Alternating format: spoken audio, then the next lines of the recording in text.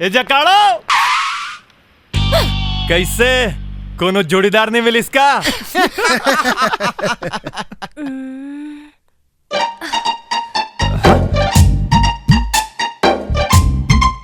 मोला घर जाना है जाबे। अब ये तो मोर कामे छे। बता कहाँ जाए बर? आरंग जाना है। काके? आरंग जाना है। आरंग?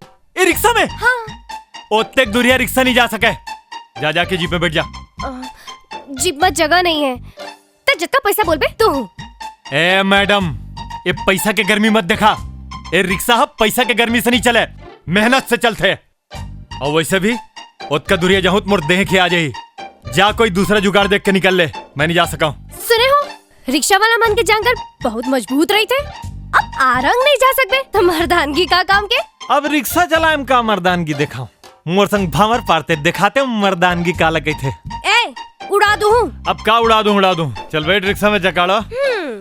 वैसे तो मुझे चैलेंज करेस ना तो तोल बता देता हूँ, ये पूरा छत्तीसगढ़ में मोर जैसा रिक्शा चलाने वाला नहीं है। Really? ये 3 पहिया कागुम ना 4 चक्का घलो फेल है। वैसे ते का समझ मेरे जकाड़ो, तोर कर दिमाग च नहीं है। अरे हाय, अगर ये हरी भरी हम मोर रिक्शा में बैठतीस ना भाई, माँ कसम बिना पैसा पहुंचा देता हूँ यार।